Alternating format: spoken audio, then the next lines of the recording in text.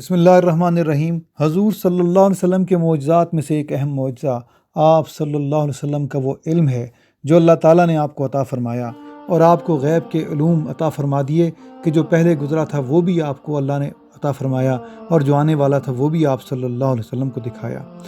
حضرت قاضی ایاز نے اپنی کتاب الشفا میں جو واقعات مختلف احادیث سے روایت کیے ان میں سے آگے چلتے ہیں تو حضور صلی اللہ علیہ وسلم نے فرمایا کہ میری امت کی ہلاکت قریش کے چند لڑکوں کے ذریعے ہوگی۔ تو حضرت ابو ہریرہ رضی اللہ تعالیٰ عنہ فرماتے ہیں کہ اگر میں چاہوں تو میں ان کے نام ان کے باپ کے نام کے ساتھ بھی بتا سکتا ہوں۔ اسی طرح آپ صلی اللہ علیہ وسلم نے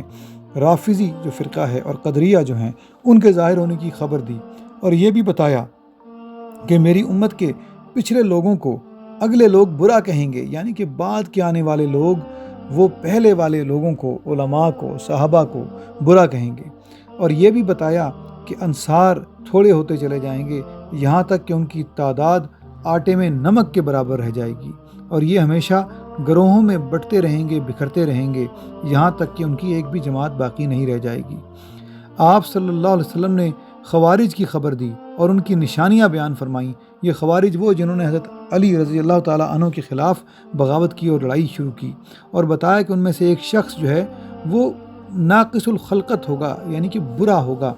اور اس کی علامت سر کو گنجا کرنا ہوگی، اور آخری زمانے میں آپ صلی اللہ علیہ وسلم نے فرمایا کہ کمینے لوگ، برے لوگ حاکم بننے لگیں گے، اور یہ فرمایا کہ بھوکے ننگے لوگ عالی شان بڑے بڑے مکان بنانے لگیں گے، اور ایسے لوگ بادشاہ اور حکمران بن جائیں گے جنہیں ذلیل عورتیں اور بری عورتیں پیدا کریں گی۔ اور آپ صلی اللہ علیہ وسلم نے جنگ خندق میں یہ بھی بتایا کہ قریش اور ان کے مددگار اس جنگ کے بعد اب مجھ سے نہیں لڑیں گے، یعنی کہ میرے اوپر یا مسلمانوں کے اوپر حملہ آور نہیں ہوں گے سوائے اس کے کہ میں خود ان سے لڑوں، جیسے کہ غزوہ خندق کے بعد فتح مکہ ہو گیا اور حضور صلی اللہ علیہ وسلم خود مسلمانوں کا لشکر لے کر مکہ تشریف لے گئے تھے۔ آپ صلی اللہ علیہ وسلم نے اس بیماری کی بھی خبر دی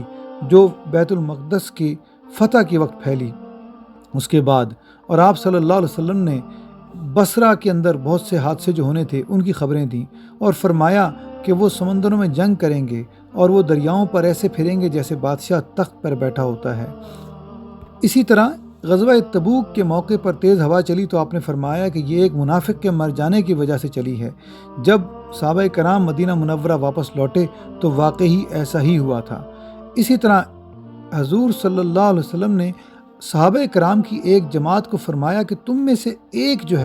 وہ جہنم میں ہوگا، اور اس کا جو ایک دانت ہے وہ جہنم میں احد کے پہاڑ کے برابر ہوگا۔ حضرت ابو ہریرہ رضی اللہ تعالیٰ عنہ کہتے ہیں کہ جن صحابہ کرام کی جماعت سے حضور صلی اللہ علیہ وسلم نے یہ فرمایا تھا وہ سارے ایک کے بعد ایک اس دنیا سے جاتے گئے، حتیٰ کہ حضرت ابو ہریرہ اور ایک اور آدمی دو رہ گئے، اور اس کے بعد پھر یہ ہوا کہ وہ جو حضرت ابو ہریرہ رضی اللہ تعالیٰ عنہ کے علاوہ جو دوسرا آدمی تھا وہ جنگ یمامہ میں مسلمانوں کے ہاتھوں قتل ہوا، کیونکہ اس نے مسلمہ کذاب کے ہاتھ پر ایمان لایا اور اسلام سے خارج ہو گیا تھا۔ تو حضور صلی اللہ علیہ وسلم نے جو اس جماعت کو بتایا تھا کہ ان میں سے ایک جہنمی ہوگا وہ بات ثابت ہو گئی۔ اسی طرح حضور اکرم صلی اللہ علیہ وسلم نے اس شخص کی خبر دے دی تھی جس نے یہودیوں کی کچھ موتی سے بھری ہوئی تھیلیاں چرا لی تھیں، جو کہ اس کے اونٹ کی جو زین ہوتی ہے جو اس کے ساتھ تھیلے لٹک رہے ہوتے ہیں اس میں سے نکل آئی تھی۔ اسی طرح آپ صلی اللہ علیہ وسلم نے اس شخص کے بارے میں بتا دیا تھا جس نے مال غنیمت میں سے ایک کپڑا چرا لیا تھا، اور یہ کہ وہ کہاں رکھا ہوا ہے۔ اسی طرح کئی واقعات ہیں روایات میں کہ جہاں پر اونٹنیاں لوگوں کی گم گئیں اور آپ صلی اللہ علیہ وسلم نے فرما دیا کہ وہ کہاں پر ہیں اور اس کی نکیل یا رسی کس درخت میں اٹکی ہوئی ہے۔ اسی طرح آپ صلی اللہ علیہ وسلم نے اس خط کی خبر دی تھی جو حاطب نے مکہ مکرمہ والوں کے لیے لکھا تھا۔ اسی طرح حضور اکرم صلی اللہ علیہ وسلم نے عمیر بن وہب بن خلف جو کہ ایک غیر مسلم تھا، اس نے صفوان بن امیہ بن خلف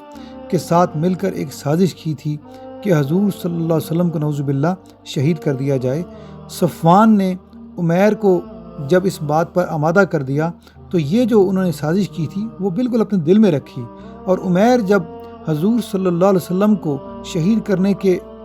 ناپاک ارادے سے آپ کے پاس پہنچا تو حضور صلی اللہ علیہ وسلم نے اس کو وہ جو سازش تھی جو اس نے عمیر نے صفوان کے ساتھ مل کر کی تھی اور جو کسی کو بھی نہیں بتائی ہوئی تھی، وہ اس کا پورا حال آپ صلی اللہ علیہ وسلم نے اسے بتا دیا، جس کی وجہ سے وہ اسلام قبول اس نے کر لیا۔ اور اس سازش کا جو دوسرا کردار ہے صفوان، وہ بھی فتح مکہ کے بعد مسلمان ہو گئے اور بہت اچھے مسلمان بن گئے۔ جزا اللہ عنا سیدنا محمد ما هو اہلہ صلی اللہ علیہ وسلم۔